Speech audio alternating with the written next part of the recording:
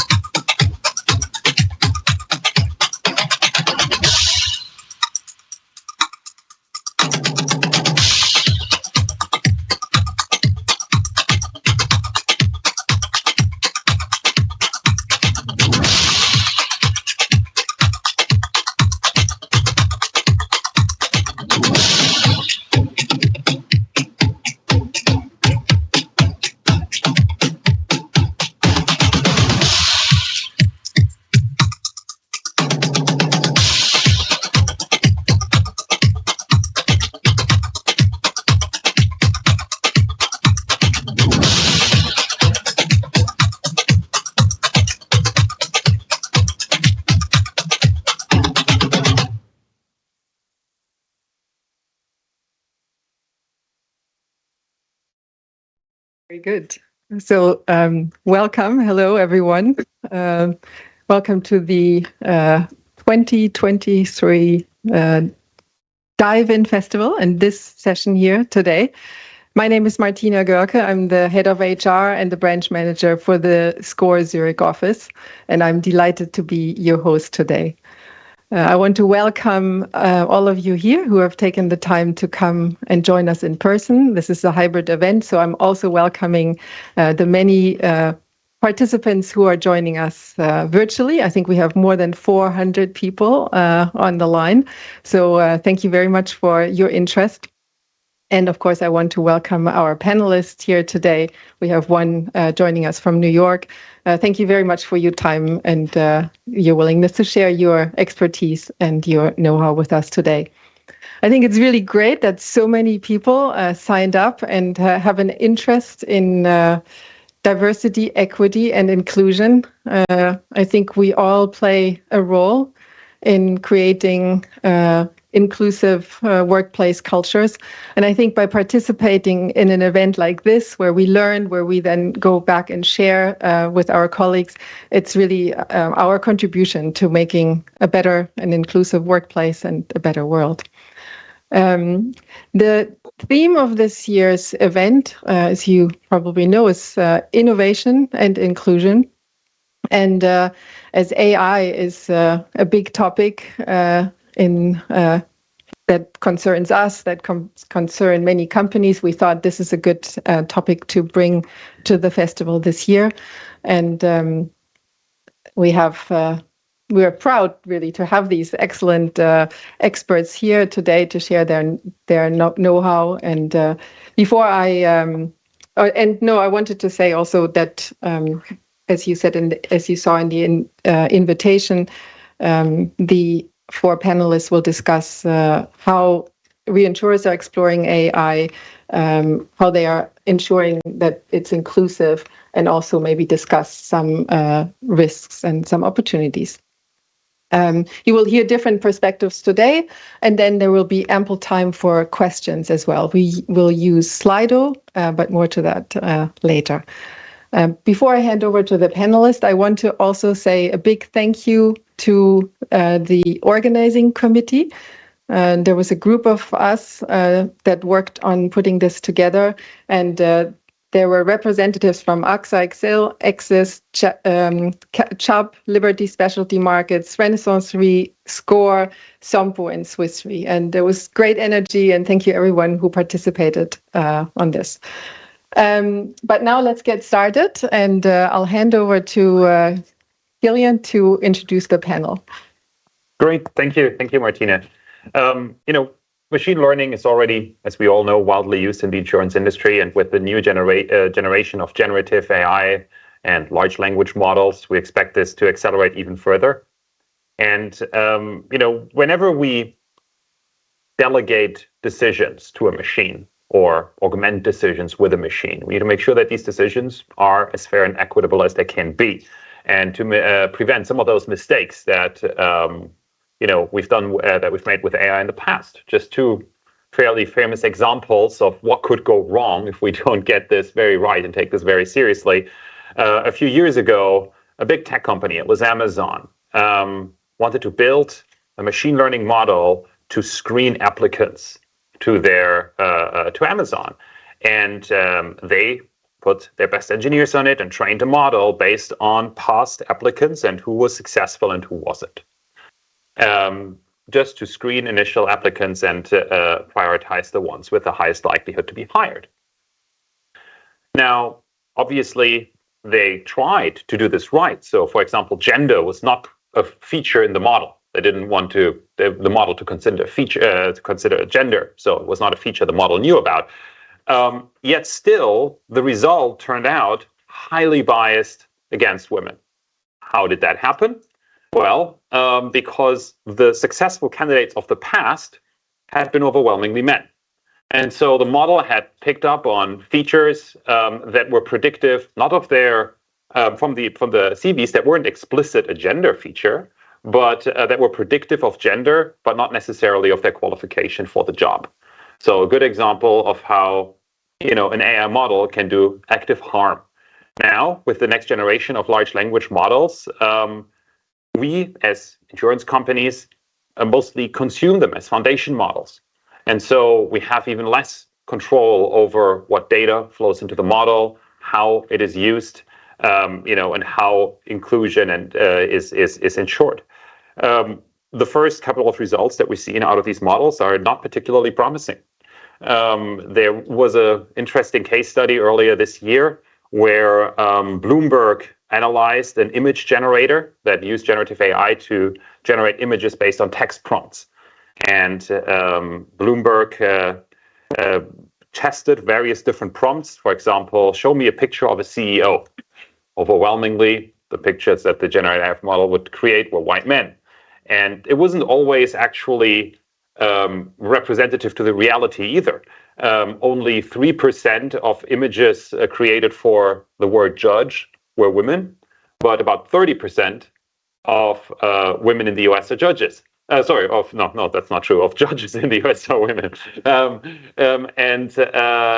Similar distortions happened across the field. Also for, if you asked for a picture of an inmate, darker-skinned individuals were highly overrepresented, even compared to the actual prison population in the US. So again, a high source of bias. Now, today we want to discuss how can we make sure that when we either build models or use these new generation of models, how can we make sure that this bias doesn't affect our decision-making negatively in the industry?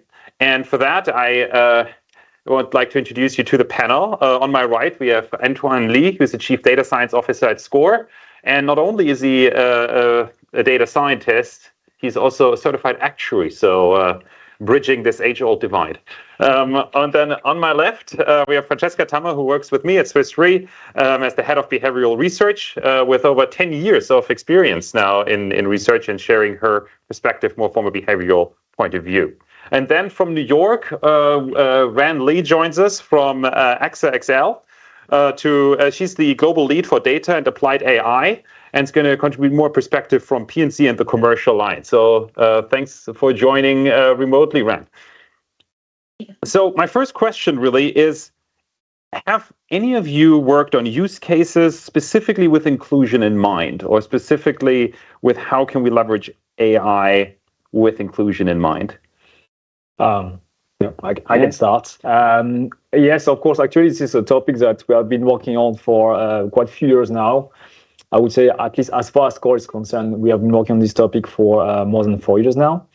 And one of the first application was really how can we actually leverage on the new data sources, just actually to make the insurance product more inclusive. So giving you a simple example, traditionally, when you just apply for a life insurance product, you are asked to provide some kind of information. And based on those information, if you provide A, you have a rule telling you that, okay, if you see A, we're going to answer you a specific answer. If you provide features B, then you have another rule telling you that you're going to get another price, another product that will fit to you. So this was really easy to understand because it's quite transparent. You have a questionnaire, you have some answers. Depending on the answers, then you got a decision, right? But with the evolution of all the medical progresses that has been made on different diseases like HIV or even cancers, actually those kind of rule-based system was kind of quickly limited because you can imagine that if you have A, B, and C this time, you have to make another decision because you need to take into account the complexity of assessing different inputs just to give an output. So actually, one of the first main use cases that AI is really helping on, and I use AI as really the generic wording terms, is helping in just understanding those kind of complex correlations that could happen between A, B, and C, so that we can give actually a fair price or even a decision that we are not able just to give in the past. So this is a kind of simple example. So we don't even think about it today. It's already implemented. It's already something that enable us, for instance, to provide answers that we were not able to provide even 10 years ago, for instance. So that means that in terms of inclusion to this aspect, we're not capable actually just to provide an insurance product coverage, health coverage to some people that we are not able to do 10 years before. So to that aspect, this is something that we do. It's a simple example, but we have many others that we have been working on. And actually, we use the new models, new generation of models to being capable to better understand and work with medical practitioners, actually, just to make sure we reflect the reality of the risk and understand better through the models. So we mentioned some risk, but there's many opportunities, actually, those new generation, I would say, of algorithm are providing to us. Yeah. Absolutely, yeah. It's also one of the key challenges that we always run into is, when we want to explicitly test for bias or inclusion in the data set, that often we lack the actual data on the underlying on the underlying protected category, like race, for example, right? We just don't know, so we can't correct for it, or we can't even measure whether our models may or may not be biased. Yeah, it's true. It's true. It is a challenge that today we have to face as well. So we need to go deeper in the analysis to do some research. It's really technical, but to mitigate those risks. But also why we still work with experts. So also a way just to mitigate those kind of new risks and bias that could come from the data. This is also why usually we kind of cross-check with some experts, like I say doctors or physicists. Just to make sure that we kind of control some kind of mistakes that the algorithm could still make afterwards. So because it's true that to be able to control something that to understand is that to be able to control what we do, we need to observe things. So the good example you mentioned about Amazon with the HR process, algorithm was trained on something that could not provide gender, for instance, origins during the selection process. But today, we know that if we would have had the gender information, we could have controlled actually the algorithm to not actually discriminate. It's what we call proxy discrimination. It's because algorithms are kind of more intelligent, more capable. Actually, they find out sometimes some connections that even a human are not capable just to analyze with our own eyes. So that's something that we know scientifically how to control. But we also know that we need access to the data, which is a big challenge today. Yeah, and one thing that we're looked into is some of these algorithms that are around there that are designed to essentially estimate these variables if we don't have them in the data sets. And what we wanted to know is, are they actually reliable? And the answer was, well, quite frankly, no. So, so really, whether your model is biased or not, that factor you can essentially make go away depending on which plausible error rate you allocate to the model that gives you the actual variable that you're trying to correct for. So, there's a long way to go, I think, just in data quality for us to even understand the problem space properly. Yeah. Then sticking with the risks for a moment, from an operational and also regulatory point of view, Ran, where do you see the largest risks emerging, and how do you think about mitigating them at AXA? Thank you, Killian. Yes. From P&C insurance perspective, we do see that, I mean, at least from my current point of view, I feel like to set the right level of expectation to our business is some sort of things that we are trying to pursue, because like we all say that AI is booming these days, that everyone's talking about AI, especially after ChatGPT released at the end of last year and becoming the hottest topic and very notable for its human-like conversation. So it's almost bring AI to our day-to-day. So there are so many similar like vendor solutions on the market that claim that they will bring the brightest future, will be definitely a breakthrough.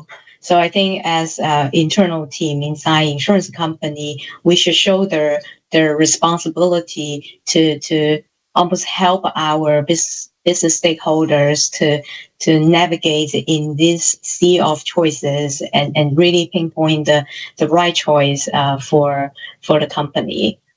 So we can best utilize the resource and maximize the value of our data assets. I think it's also quite important with the tightening of regulatory changes across the globe and almost tightening in the AI regulation. Is quite important to set up the AI governance in the company to appropriately govern the company's AI activities, and also should bring in more extensive model review. I think Killian and Dwayne, you both discussed a lot about how the data challenges, how the methodologies could help to potentially identify some of those bias. And also, I would really suggest to create some like AI governance validation tools to really help us to validate the model result more thoroughly to avoid unintentional bias in the model. Absolutely. And I'm sure that you have similar processes and safeguards in place at SCOR. Yeah, exactly. So it's without waiting for actually the regulation, actually, that's something that just to state is like most of the time we want to do things good. So that's for sure. But by doing it, we always know that there is always a risk in what we do. I know we can always make mistakes, that's for sure. And since algorithms are made just to kind of help us in doing what we were used to do in the past, they kind of tend to learn our own mistakes. So this is usually when you say bias is coming from this. So at SCOR, in the insurance, insurance companies are kind of regulated quite heavily. So traditionally, we always have this kind of processes just to control every time we put in place a model, if it's just to select the risk or if it's just to provide a price for an insurance product. We have to provide pretty heavy details on how we did design those prices or selection models and making sure that it is compliant with the law and also kind of fair in the way it is implemented. So to that extent, at SCOR, we just consider the AI models are just like part of the traditional way to do it. So we follow the same processes. And we make sure that we also integrate them and make this process evolve according to the new regulation constraints around AI, which actually puts more responsibility on the AI model designers today. So we need to have even more control, more checks to perform at the end of the process to make sure that, for instance, the data was not biased, kind of stuff that we surprisingly were not necessarily doing in the past. So. Perfect. From a behavioral point of view, Francesca, what causes the underlying bias, and how have you seen companies approach this in the insurance space? So I'm gonna try and build on examples that you've mentioned before. I think this Amazon this Amazon recruitment case is a typical one. So it wouldn't have been the presence of gender, but recruitment. A lot of the literature and the research will show that is biased because we tend to hire people we like people like ourselves, and we are afraid of diversity. And this is inbuilt into the recruitment process, which would have created a data set on which this model would have been trained. And then if you, let's say, dig a little bit deeper, this doesn't happen only in recruitment. It'll happen in a lot of processes wherever humans are involved. So I think if you listen to us so far, you would have heard the word data, tech, model, and very few times the word human. So I'm very happy that I was invited here today to say, okay, actually, let's remember the early users. And I think this is what Antoine, you were referring to as the governance going more heavily onto the modelers. And so where it comes from, to your question, this comes from our psychological wiring. There are many specific parts of how we've evolved biologically that make us perform efficient in certain decisions. So we're not necessarily always rational. We'll take some decisions quickly because this makes us burn less energy. And these decisions rely on very quick decision-making tricks or biases. So people like us are more trustworthy and therefore will trust them more. Then we also extrapolate from few data points on trends. We are naturally bad statisticians unless we're trained to do that. And if you bring these two together, you have a lot of stereotyping, and some of it is unconscious, and some of this becomes structural and is ingrained in the systems, in big data sets such as the criminal record, the driving record in the US, and many others, which create the issues in insurance. So biases come from our innate wiring as humans, but then we try very hard to control for them, yet processes that have existed for a while are really imbued with this type of bias. Maybe to your question of what can be done to overcome some of these, I think we're looking into, it's a whole new area that is very exploratory. So it's not that we have necessarily full answers. I think one way to go about this, the way that behavioral researchers look at this, is to carry out what are known as bias audits. So you take maybe the value chain of the creation of a model and you look at where such biases could have come in from, who are the modelers, what type of data sets do they pick.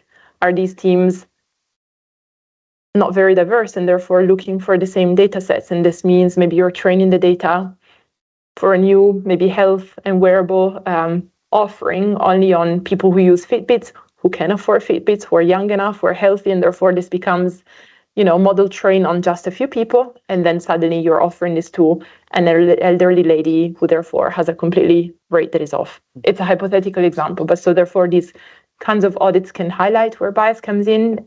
It's an exploratory piece. Diverse teams have been proven in the past to be better at performing in asset management context because, unfortunately, they trust each other less, but it also means that they perform better peer reviews. So this is another example of where this can come in. So early examples, but it's not that we have worked out yet the best process. Yeah. That raises two important questions, right? Because what I'm hearing is, the two things we can do is, on the one hand, make sure be very careful about our data selection and curation when we're creating these models, and having diverse teams working towards more inclusive models and auditing that work. Now, increasingly, we're not only builders of models, but we're consumers of third-party models that we know relatively little about in terms of how that data was curated, exactly what team developed it, and how do we address that new governance challenge? Rand, do you have any thoughts? Okay. Antoine, do you have any thoughts?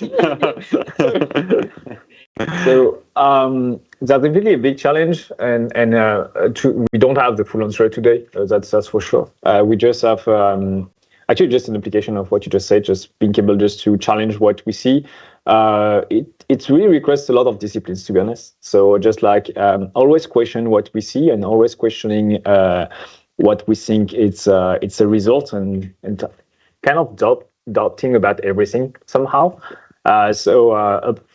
When it comes just to use external providers, external models, scientifically speaking, we always like to understand how it works. So it will push us just to actually just like go deep into the details and making sure. Ron is back. So and making sure that we understand that. So, but on the other hand, just as human, just like we tend just to accept the results. So I don't know if you tried out ChatGPT, but even when you know how it works, it's really impressive. You ask a question, you get an answer, and you don't even question the answer. You say, "Oh, the answer might be correct," right? It's only when you try to question on some topics that actually that you can realize sometimes that the algorithm is wrong. But it's a kind of like without forcing yourself to push the algorithm to its limit, you just want to accept the answer straight. And this is where the danger is. So governance process is all those things actually just to kind of push us out of our comfort zone and just, as you I think described, making sure that we don't use the facility the easy way, but try to push ourselves into a kind of uncomfortable situation. So we have to question what we would like just to accept. Yeah, Ran, I think we lost you there for a moment, but I think the question that we raised was, with the new generation of large language models, that we're really more consume rather than build. How do we have to shift our approach to governance to reflect that? So I think it's just like Antoine said, it's very, very important to keep in mind that human intervention and human in the loop to evaluate the results. It's very important.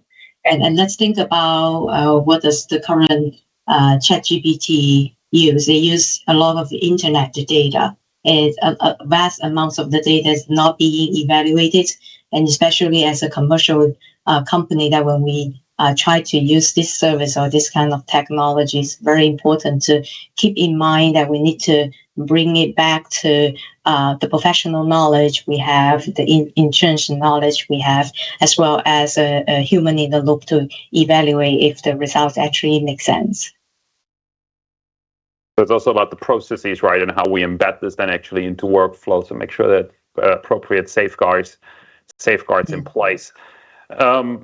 Obviously, we also see, and we quickly touched on this a little bit earlier, regulation evolve very, very quickly in that field. Is that going to help the insurance industry, or is that going to hold us back? That's a good question. I think nobody likes really regulation. At least we always tend to think that it's just kind of preventing us from doing things. But it's so I'm lucky enough just to work with a global team, so I can see different culture, different way just to work worldwide. In Europe, we have more the tendency just to first, when we don't know, we just kind of control things. While in more like in the US, for instance, we more tend just to experiment first and then adjust regulation accordingly.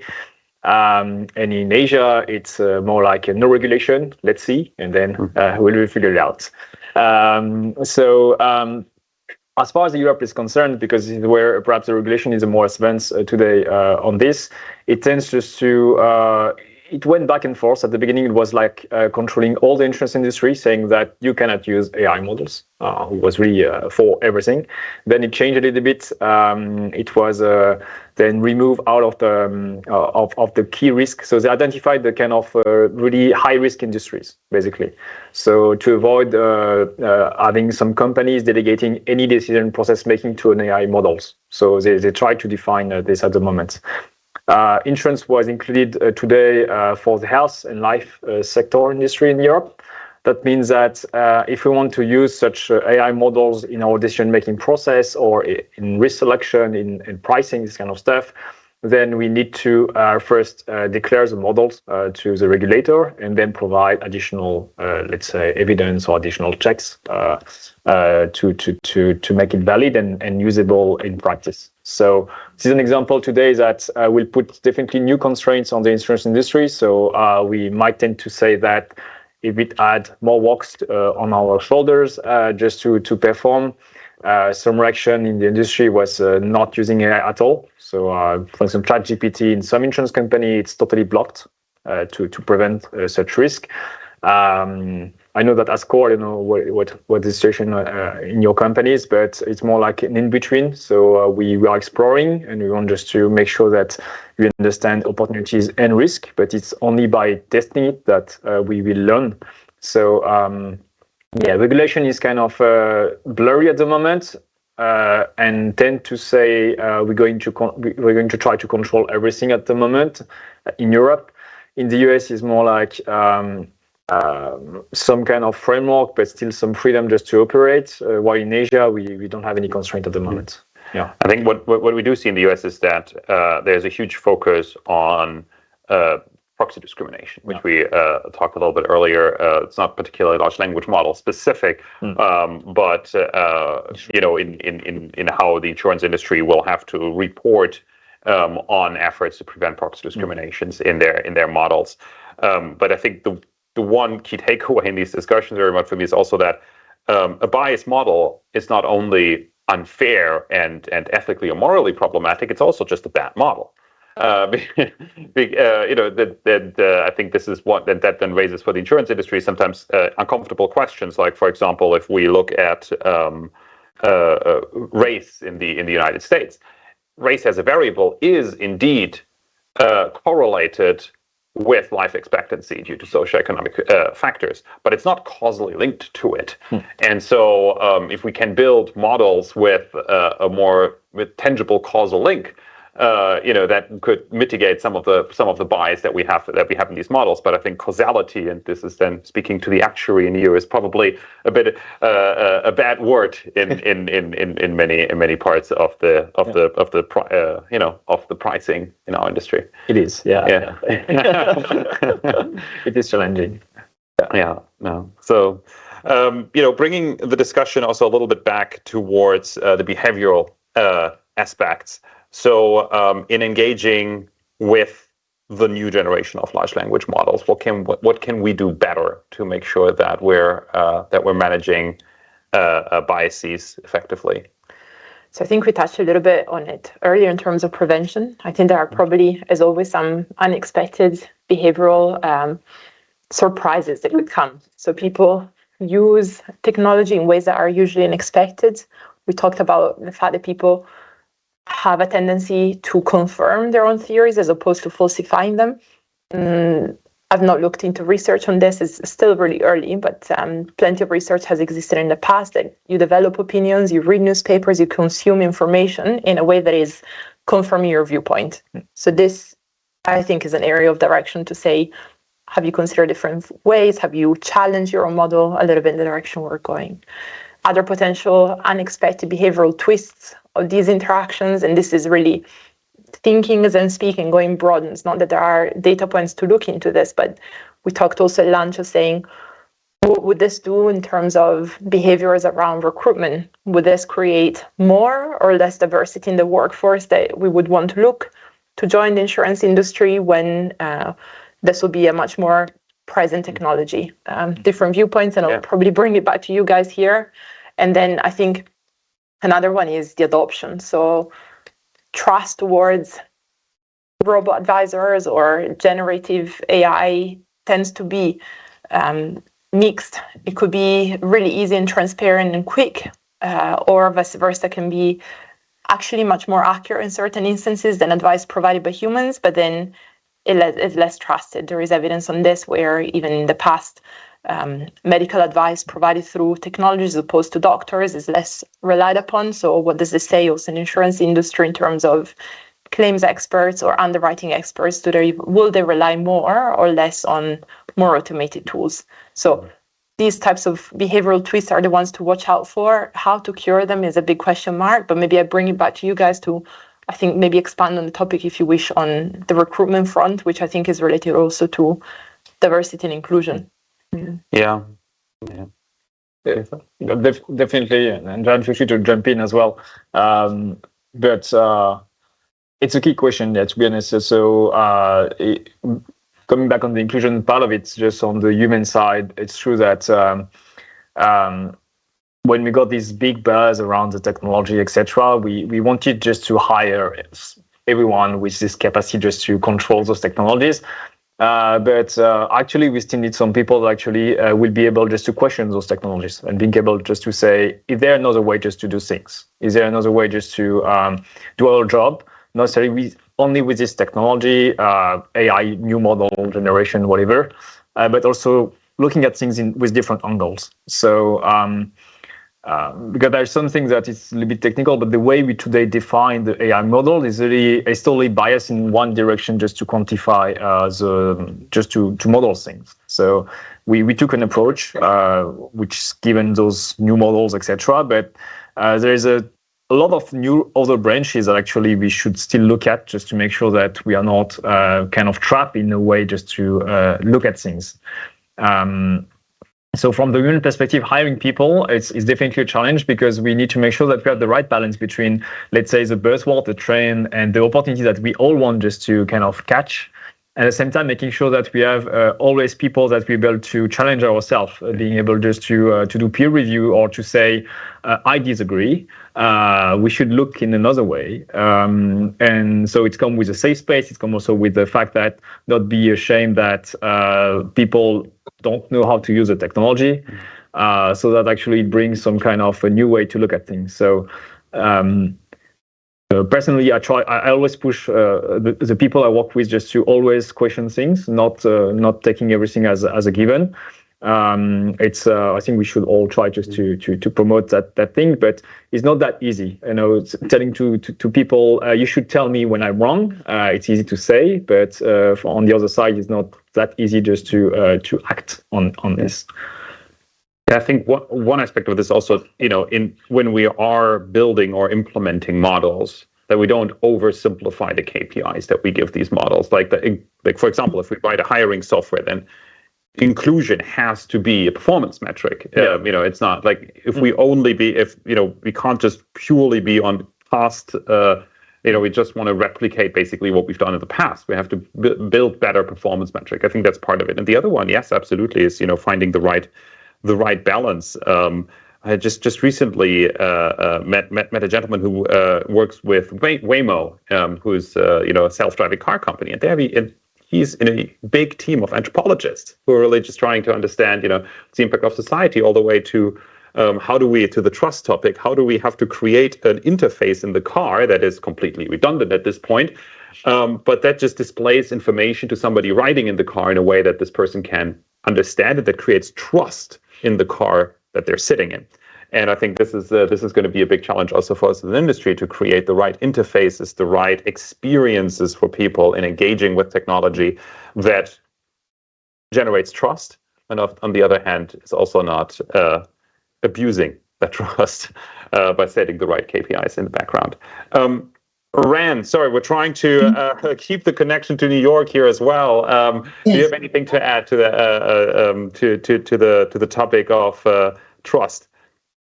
Yeah, well, I definitely want to chime in a little bit in terms of the importance of the model review, evaluation, and continue monitoring of it. Now, more and more terms we use, like MLOps, how to operate the machine learning models we build, and continue to monitor its performance and actually appropriately operating the models. I mean, when we roll out the model at the first place, it's very important to thoroughly review everything, to observe any potential bias that we observe from the results. For example, whether we have data bias, sample bias, and then once it's being implemented, it's still worth to continue monitor the models, not only just the performance, but also data drifts, whether the data pattern has changed, and also continuously review the results. Do we see a different shifts in the outcome that we should go back to correct because of the previous selection of the features? For example, if let's say we create a HR model, if we see significant bias in gender or race, that means some things either wrong in the model itself, or we selected some features that have significant impact that bring in the bias. So just use that as an example. So it's quite important to continue the monitoring parts of it. I think that's an extremely important point, right? That a model that may start off in an acceptable state may actually deteriorate throughout its life cycle. I need to continuously be monitored to ensure that it performs on all KPIs, right, including the fairness and inclusion KPIs that we want to set. I I think it's time to open up as well to the questions from the audience, Martina. Yes, I set up straight so that you could see me. Thank you very much. I think we could carry on with these discussions for quite some time more.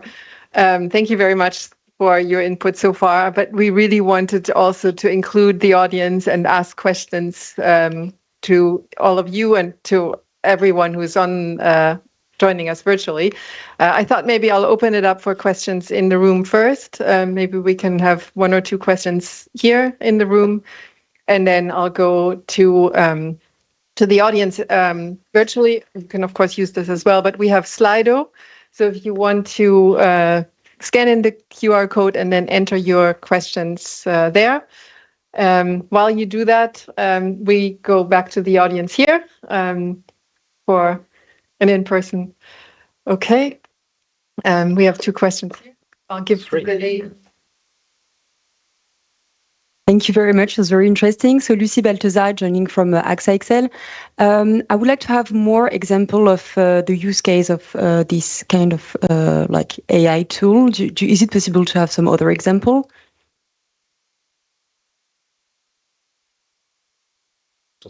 Yeah. Rand, do you want to start? Oh, yes.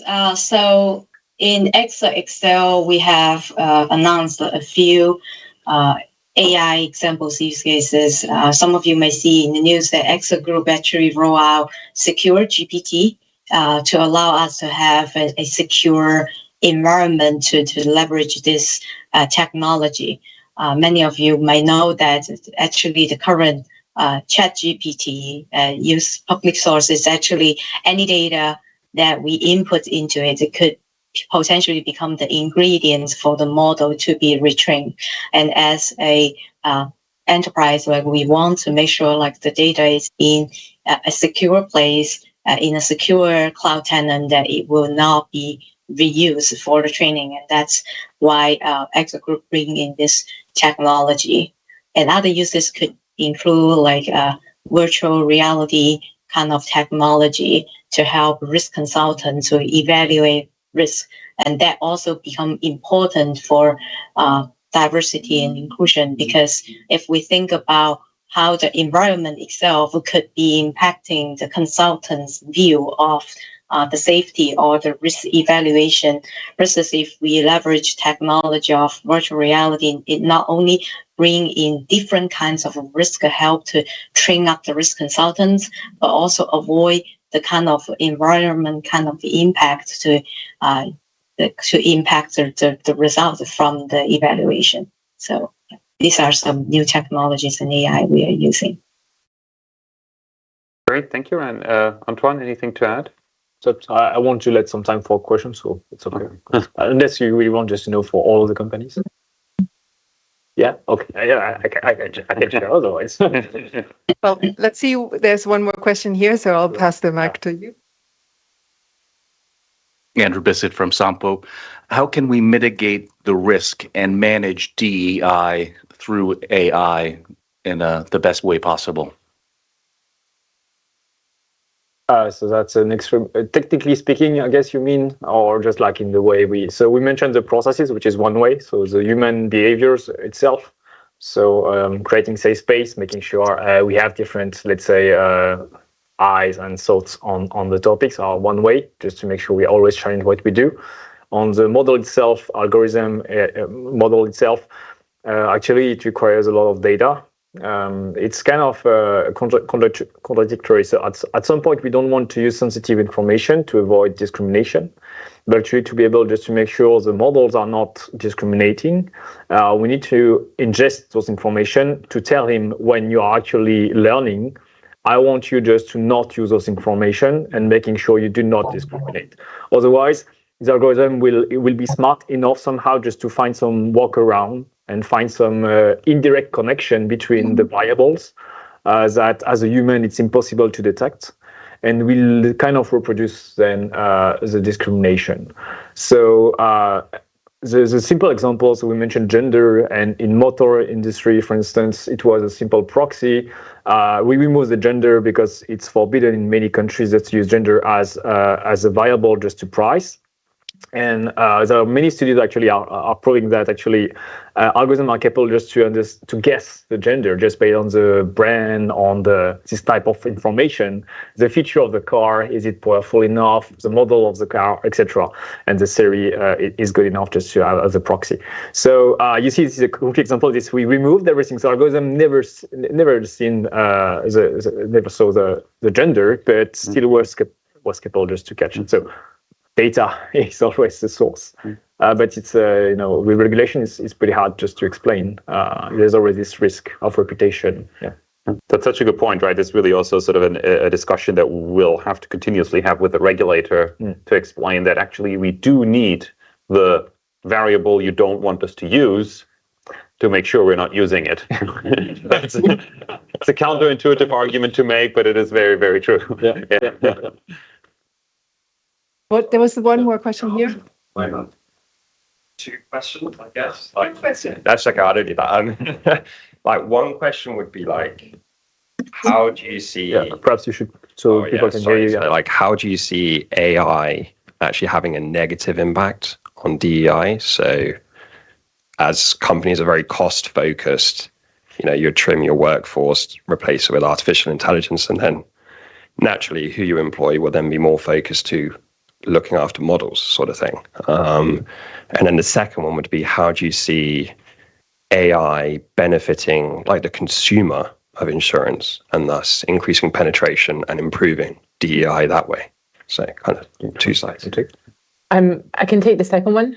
The hope is that you would be able to create more efficient pricing through by being able to better control for certain variables and then differentiating pricing more. And then ideally some of this gain could be passed on to consumers, therefore lowering the price barriers to entry. And this should ideally increase access to a broader group. This is how the theory goes. I think some of the cost efficiencies are, as we discussed, are even broader than that. So some of the considerations that come to mind are competition. So are you a first mover going in a certain market, and are you starting to charge more certain populations, and therefore some other player in the industry could come in? So this is a complex multi-level game to be played, and then the regulator plays another role, which sets the pace for how far can you go in pricing. So that part is to be unfolded, and it's unclear at the moment, but the hope is the first one that I mentioned, I would say. I think generally just becomes realistic to deal with a multitude of the data features we're dealing with today in a pricing decision at a much lower cost.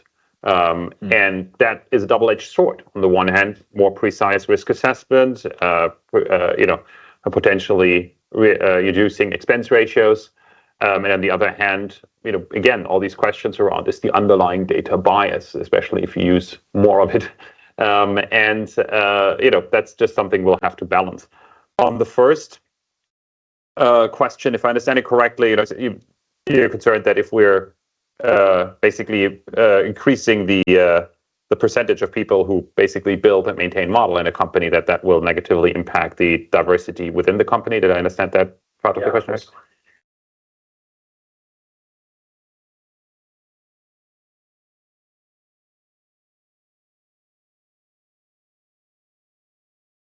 Oh, so I think it's hard to say on sort of it's very, very hard for me at least to make predictions on individual types of jobs and how they will change. I think we're very, very early to make such judgments. Generally, I'm quite bullish when it comes to the job market. I think we've been making jobs redundant since the Industrial Revolution and before, and and we're still employed. So I think we'll adapt, right? And on the one hand, yes, jobs will change. Absolutely, skills required for jobs will change.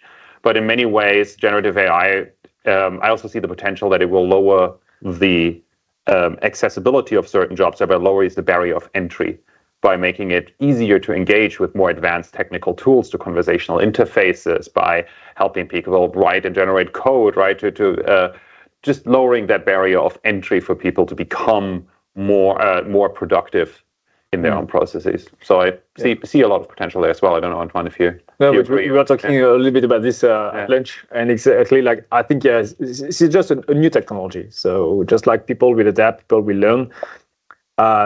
It's true that there will be a kind of transformation just to apply in the companies because this is new tools. So some people will have to learn how to use those tools efficiently. So to that extent, it should impact positively some jobs. At least making some tasks much more easier for people, less risky, etc. So to that extent, my view on that is it might change. It might be more difficult actually for the high qualified, let's say, position, to be honest. So because those algorithms are more and more complex, you need to kind of know more and more things to be able just to control those things. So as far as I'm concerned, it's really challenging. So you need to read, to learn a lot on continuous basis. You need to train the team on continuous basis with a pace that is kind of accelerating. It's to that extent, I will not call it negative impact, but it will be definitely a big challenge just to overcome, so that we can really adapt and adopt opportunities at the same time controlling the risk. Because if it's always like when you use a tool and you don't know how to use it, there's a risk that you do something wrong. Maybe one other change is you talked about training and so on. And today, if you look at the insurance industry, probably the most female-dominated professions remain those in the admin or also HR function. And then if you're going to have to upskill a workforce on these technologies, then that type of role also needs to be tech savvy. And so tech savvy HR workforce may be less female centric, but this is to be seen, right? But then, as you said, the workforce needs to adapt to then adopt it, but also train in technology and so on. Yeah, if I may chime in, I think it's also important to also consider it as one of the technology, not the technology, right? There are many technologies that are enhancing our day-to-day efficiency and operation, and that's how technology evolves. And generative AI is one of the technologies that the industry is adapting, but it's not the only thing. So it's more of a behavioral side of it. Like everyone has to adapt. Like there are new technologies coming out, and the companies are adapting the new technology, and the entire society is also evolving because of this. Thank you, Ran. That's a very good point. We have a few more questions in the room. Do we have? Yeah, we have also some questions online. So if you could just hold off, and we move to the online questions. Give us a moment. We'll take the first one. Do you think that insurance companies will end up building in-house AI teams and tools, or will AI services be bought and sold like software as a service? Antoine, do you want to start? It's a very straight question. So we already built it. So as far as we are concerned, are you going to get rid of it, though? That's the question. That's a challenge. That's a big challenge. So it's not part of the plan, hopefully. But yeah, as far as we are concerned, that's something that we are more in the sense of extending it. So yeah, I think that the work of these teams will shift a little bit, where, in the past, and I think first of all, I still think there's still going to be a space for limited, narrow models that are developed based on a curated data set for one specific task. So I don't think that this type of model development will necessarily go away anytime soon. At the other hand, in leveraging large language models that we more do consume, that we do license or use through an open source, here, yes, absolutely, the type of work that an AI team does changes more towards making sure that we create the right prompting logic. But when we say prompting logic, many people are under the impression that we're basically just rewording the sentence a little bit. It's much more complicated than that, right? We're having actually quite sophisticated models that optimize the prompt before it's actually sent to one of those models, that pre-processes anything that is received back from the model, that also pre-processes data that is attached to the prompt automatically to make sure that the model has context to answer a question correctly, etc. So all that work changes a little bit of what some of our AI teams are doing today, but similar skills apply. So I don't see them going away anytime soon, even though we do start to use third-party models more. Yeah. And in Excel, we definitely have our AI team and definitely see a lot of opportunities to build solutions and products in-house. But in the meantime, if on the market there are new technology coming up, and we all are embracing new technologies, and especially with the ones that need less of insurance-specific knowledge, because when we have a lot of in-depth insurance knowledge in-house. I'm sure the same for Scott and Swiss Re. So a lot of those solutions, it's almost impossible to bring in from external solution. So we definitely will build those products in-house. Thank you very much. There's another question. Can we take one more from the online? She's raising the hand. We'll take one more from the virtual audience, please. How can you see AI? Oh no, it just moved up. Sorry. What if data source and labeling is wrong to begin with? Don't we make the problem worse by labeling, by the labeling we use? Yes. Yes. That's why we need to check and we need to work on this and always question what we see. So yeah, definitely, it's all the bias issue problem. Usually, it's coming from the data being wrong. We had 3 questions from the in-person audience, so I'm going to take 3 questions from the virtual audience. They keep switching around on me. So let's see. The first one is good. How can you see AI being used to make training more inclusive for trainees with different backgrounds and learning styles?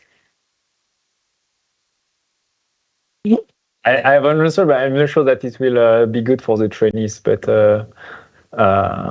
we tend to say that actually, the new generation of model, LLM, etc., are kind of trainees for free or interns for free. So if you for free, it's not nothing is free. But so let me just read again just to make sure. More inclusive for trainees. Maybe the way that I would answer it is whenever we look at how to optimize training from a behavioral science lens, you always look at differentiation, where people are coming in, what skills they bring, how are these truly relevant for the task. And so there is a whole personalization piece that may be made more efficient by trying to understand, maybe digesting quickly the information of someone's background and then reframing the training offering and trying to bring that closer to people, which helps with engagement. But it's a very hypothetical answer. I've not seen it being done, but I think Duolingo is one of the best learning apps, and it constantly readapts using also some behavioral science insights, how you continue learning a language. And this is very much based on where are you at, how to gamify this and so on. So maybe this can be enhanced, but it's not specific to the trainee and insurance setting. But that may be the direction in which it could go. Thank you very much. So now we have one in person.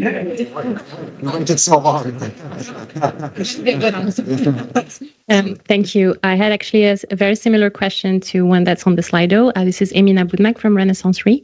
I had a question about the human involvement and some takeaway that we could take as practitioners. How can we, as underwriters, as actuaries, sort of make sure that we do not embed our own biases into the data? You've talked about stereotypes being an inherent nature of humans. Can you expand a bit more on, concrete ways of avoiding that we sort of bring bias to the algorithm on top of the algorithm? Yeah. So already by asking a question, this is a very good starting point. I think changing the default from having this as an implicit topic that is not proactively looked at into one that is by default looked at, and asking the question, has fairness being considered, and arguing for it. This kind of pausing and stopping speaks to the governance, but is a concrete one that I think could be implemented across many of the stages. So a new underwriting proposition, a new technology, a new rate, a new type of information being considered, a new model. All of these could be reassessed through this lens. So this type of making a default explicit by having maybe an allocated devil's advocate in the room in such team meeting at a specific stage of the process could be one way of doing it. Similarly, we've tried to develop and starting to look into developing risk flags. So you could have flags for where bias could come in, and flags could be linked to our decisions being made in a stressful moment. It is emotions are linked with accuracy of decision making, and where emotions dip to stress mode, they become less accurate, and this is where you have potentially issues of any kind of inaccurate decisions, such as also biased ones. You could also have, as we said, potentially peer reviews being done always by the same person, which potentially could trigger confirmation bias. So this is another risk flag that could come in. And then if you map your process and have tons of these risk flags pointing to a process that is a high risk of bias coming in, that's where you probably need to take deeper governance actions to make sure that you're mitigating the human biases that are being brought to a data science process. So hopefully this gives you some technical guidance on, easy to action suggestions. None of these are really evidence-based at the moment. I think this is where we're at in terms of early stages of moving in that direction of how to debias the humans in the data science process. So it's a work in progress, but then that's where you start. You try and you evaluate if it's working, and if so, then you roll out even better governance, I think. Ran, anything to add from your side? Well, so XXL actually roll out, if everyone can see my background, saying that completed the data value calls. This is one initiative that in XXL that we are trying to bring up all of the employees' awareness of the data value, knowing and letting everyone know that it's every single data entered in the system is meaningful, is valuable to the company, just to bring up everyone's awareness of the data value. And to actually just like for us, the way we see it as core, just like definitely actually using GenAI might be an opportunity actually to debias some decision-making process. So when we think about it, as for instance, you mentioned underwriters, for instance, traditionally it's really a lot of human actually decision process based on each underwriters will have its own experience. We look at some different data sources when they have time. And so each of them actually they have their own way just to take a decision, etc. So, but they never, or almost few times, they fully cross their opinions on different cases. So we see it as an opportunity to cross some different opinions and data sources. So using the model actually just to kind of query and bring up different source and different opinions, so that actually at the end. Those things that are kind of gathered and brought to the decision maker, so in the writers, for instance. So if we keep human in the loop and at the same time using those technology to process different opinions and gathering it might be actually a way to kind of make sure that you see different decision before taking your own. So it might be a way just to mitigate the bias. Let's take another question from the virtual audience. We have one that's around disability, coming back to inclusion and expanding on the topic. What about AI and disability? Could it help people with different abilities? Do you have any examples?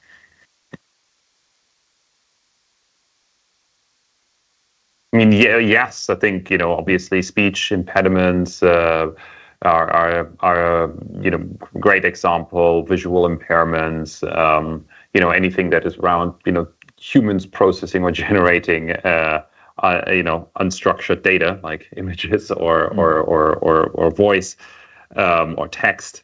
This can help, I think. But I don't know if you. Yeah, I have a good example. So we have a deaf person in our team. So and definitely just those type of models are really helping today just to do for voice to text, for instance. So when we have our meetings online, there's no issue now today.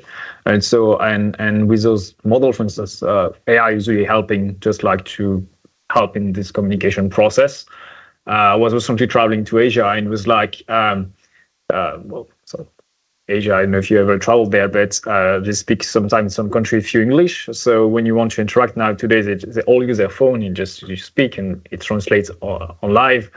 So that also another way just to reflect those technologies that could also be helpful for disabled people. So yeah, definitely there's a ton of application, and it because it helps just to go from one format. So sounds to text, text to image, or text to sound. That definitely might help some to work with some kind of disabilities. Yeah, in daily life. I think transformer-based models will also at some point have an impact on robotics and autonomous robotics, which will then help also the people who are with impaired mobility move more freely and more easily through the world. So I think there's a tremendous opportunity here through automation.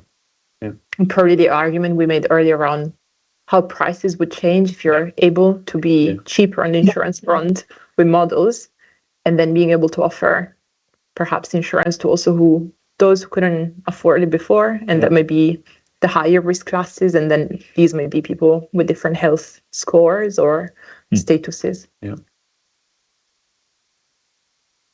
I think we have one more question here. Nigel from this. I have a question. Do you have any guidelines how to use ChatGPT safely to avoid things like bias and hallucination and making up facts? And as core, we have guidelines, yes. At first, assuming that, so depending on the type of question you ask, so just be aware that this is just an algorithm trained on generic things. So every time you start just to ask an answer which is kind of specific on expertise topic, it is likely like the answer is wrong. So always double check the answer. This is the first thing. So first guideline. And second is more like from data privacy thing, just like make sure that the information you share with the algorithm is something you can share. That's more at the company level, something which is important for us. So at SCORE, we put in place some kind of, so if you ask to access to ChatGPT at SCORE, we're going to send you a kind of compliance stuff, reminding you all those steps you need to follow.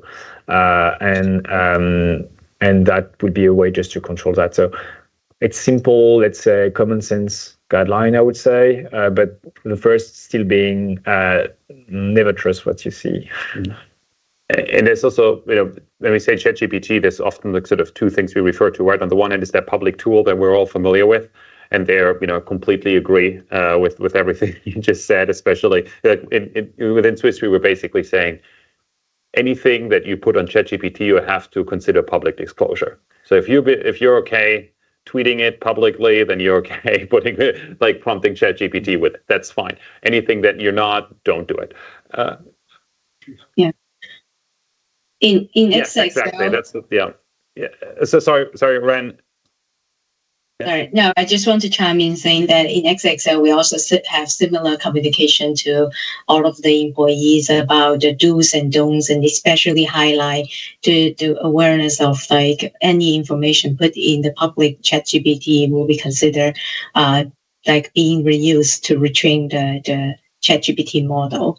And some suggestion would be like, don't use the company's email address to register for the ChatGPT, because that will expose that this person is working in this particular company. And also don't put company-specific information, especially PII-related sensitive information. None of those information should be put into the public ChatGPT. Yeah, but I think the follow-up question that you raised is for me really important. That's that we also say ChatGPT to refer to the underlying GPT 3.5 Turbo or GPT-4, depending on what you're using.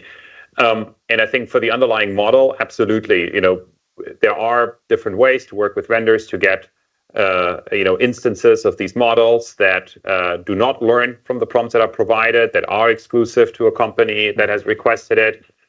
There we can obviously dramatically expand the use cases.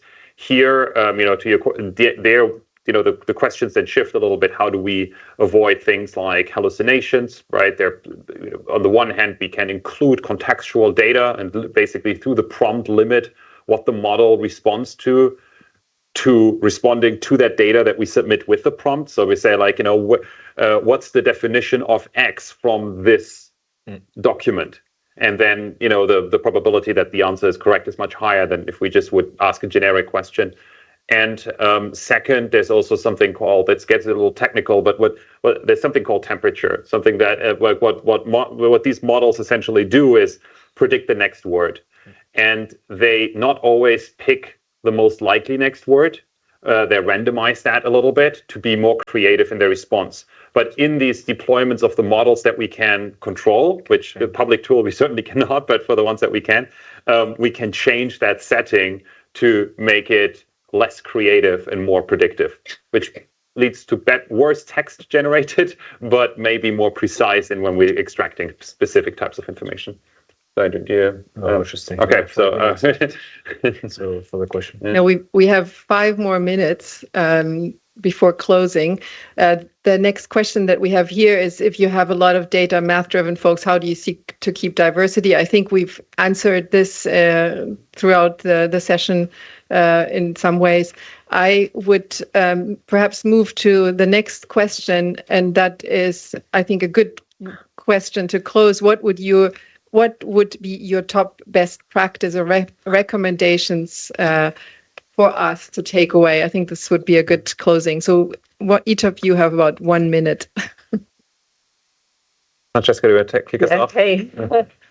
I think this doesn't apply only to the latest technology, but I think it's resurfaced the importance of fairness in modeling. And so I think what I answered to Mina, changing the default to make that explicit in all data science related projects would be a good starting point. It's not that we will know the answer, but slowing us down and thinking through that is probably a good start.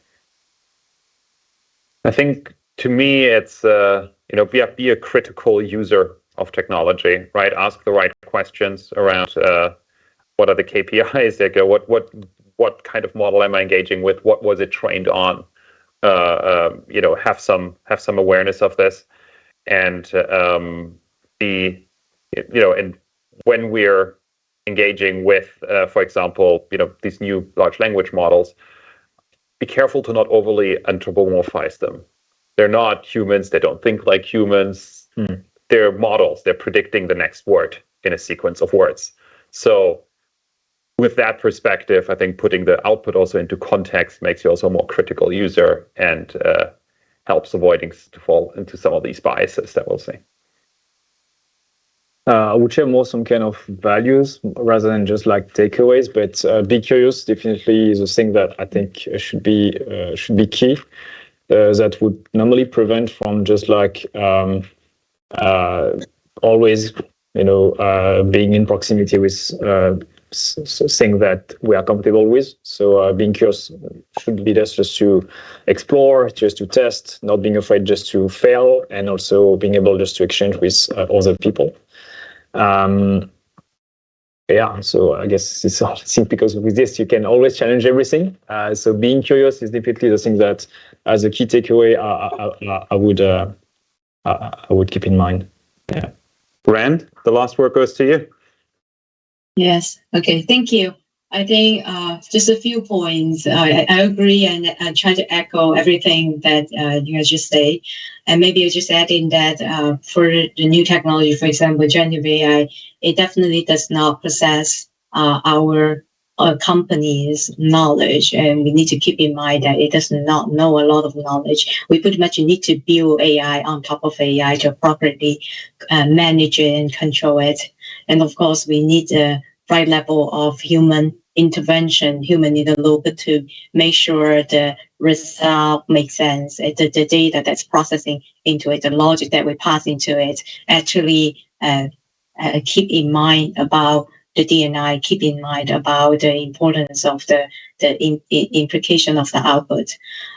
We make sure let our business stakeholders to be the decision maker to make the decision, and keep in mind that AI is only a facilitator to try to enhance the efficiency. And lastly, we try to think big, but start small to bring the new technology to reality, to actually bring in the value. We're right on the minute. Thank you very much for your valuable insights. Thank you for your engagement. I would encourage you to then now reflect on what you've heard today and maybe think about some own actions that you want to take to create more inclusive workplaces where you go back to tonight. So thank you very much for joining and thank you for your interest.